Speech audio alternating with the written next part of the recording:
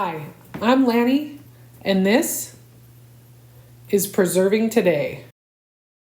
Okay, today I want to share with you how I make a probiotic soda using only watermelon sugar and water. This is an easy fermented soda that's great for summertime and your 4th of July picnic, and there's multiple ways to do it. First, I start with this ripe watermelon and I just cut it up. And I'm filling my gallon-sized jar with this. It's about 4 pounds of watermelon. And this time I'm going to blend this watermelon to try to get as much of the juice out. So I'm using my Cuisinart immersion blender or stick blender to puree this watermelon straight in the container that I'm going to ferment in so that I don't need to do any extra dishes. Now, I've made a watermelon probiotic soda before using fermentation, but I used cubes of watermelon that I fermented in water with sugar instead of pureeing it. And I found it didn't have a very strong watermelon flavor. While it was really good and really refreshing and really beautiful to look at, it wasn't this really strong watermelon flavor that I wanted for my summer barbecues. So planning ahead for the 4th of July, which usually includes watermelon at someone's picnic or barbecue, I wanted to have this watermelon probiotic soda be loaded with watermelon flavor. I've decided to add a squeeze of lime because I think lime and watermelon go great together, and lime really enhances the flavor of watermelon. I don't need much, I'm just using the juice from one lime. This recipe needs no special starter culture. I'm going to make a video soon on my thoughts on fermentation starter cultures and how they can be useful, but they're not necessary. This is an example of that.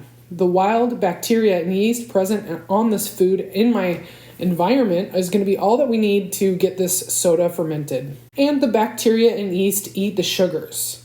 So we are adding sugar to this recipe to feed the bacteria and yeast and encourage them. And the byproduct of them consuming is to multiply and create carbon dioxide and lactic acid, among other things. The carbon dioxide is what we want for this soda. So we're going to be getting a nice bubbly soda from this if we do it correctly. So I'm adding 1/2 cup of sugar and about 2 cups of water to this as well, and then covering it with a coffee filter and a rubber band. I'm marking it with the date and time so I can keep track of how long it's been fermenting. And here we are after about 24 hours fermenting at room temperature, and you can see that the solids of the watermelon have separated from the liquid. There's some sediment on the bottom, and then most of the juiciness is floating on the top with some of this watery stuff sandwiched in the middle. Anytime you're doing a ferment that you're not using a weight to hold the food underwater, which wouldn't be possible in this case, it's really important to stir it. Stirring it is going to prevent any mold from being able to grow on the surface. So anytime I'm making a probiotic soda, which I sometimes call kvass or fruit kvass, I'm stirring it about 3 times a day, morning, afternoon, and night. And I'm stirring it really, really well to make a whirlpool or a vortex in the middle, which also is going to incorporate some oxygen, which will make the bacteria happy as well. Here we are again after about 48 hours fermenting at room temperature, and I honestly think I went a little too long. I looked at it last night before bed and it looked perfect, but I was too tired to do the next step, so I just stirred it well and left it overnight, and now here we are 48 hours instead of 36 hours. The amount of time it takes for this initial fermentation is going to depend on how warm your house is, as well as some other factors. But if you have a really warm environment, this might go faster than mine. If your house is really cool, it's going to go slower. Pulling back on the surface of the ferment with a spoon and watching the bubbles come up is a really good way to tell if it's fermented enough. You want this to smell really fruity, but have it smell a little more sour than when it first started, and see a lot of bubbles. Once that happens, you know it's time to strain it into bottles to do the second ferment in the bottle to build up carbonation. And that's what we're going to do now. You might notice here though, this concoction is a little viscous. It's kind of thick, almost gelatinous. I'm not sure if what happened here is a pectin response, maybe from the seeds or from blending it, or if it's some of the yeast bacteria process, but I was expecting to be able to strain this watermelon mixture through a fine mesh strainer here and be able to have it come through the strainer.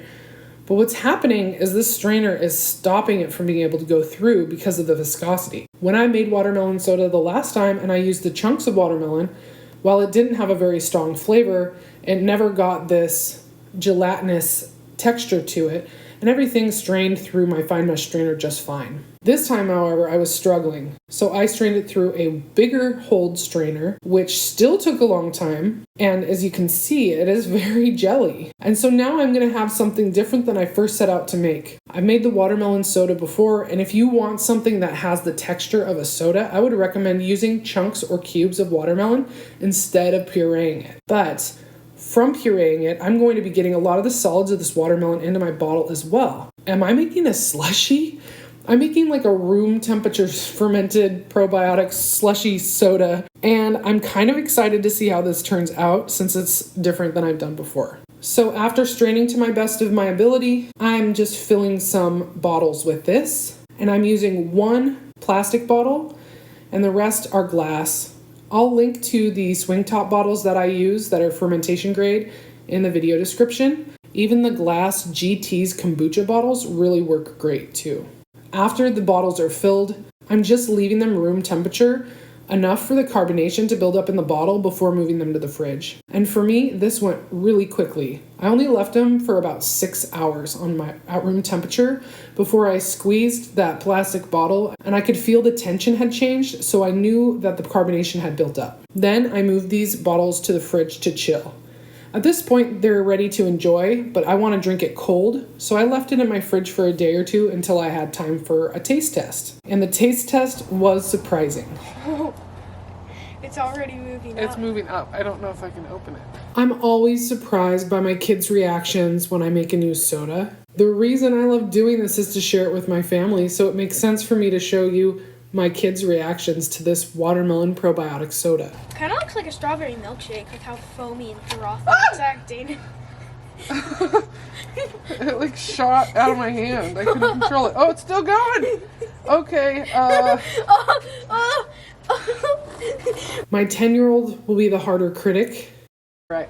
You ready to try it? Mhm. Who goes first? Me. Yay! Cheers.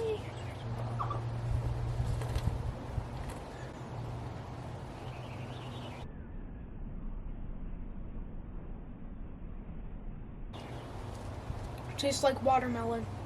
Surprisingly, I don't have very much to say about it. It mostly just tastes like watermelon and foam. It tastes like watermelon. It's not too sweet. Yeah. It's not too sour. Surprisingly, my 3-year-old is pretty open to new tastes.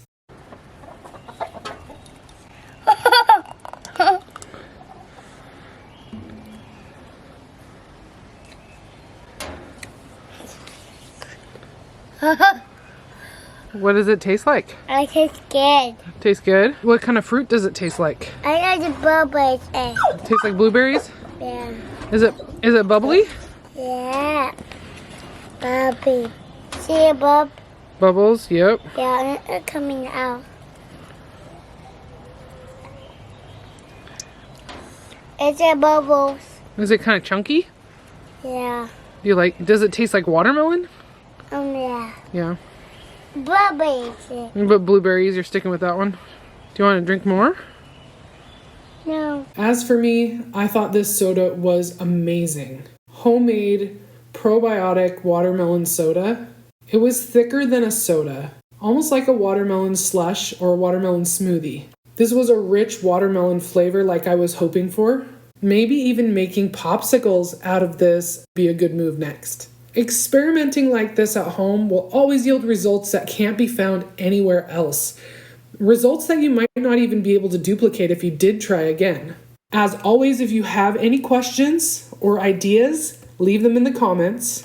I'm Lanny, and this was Preserving Today.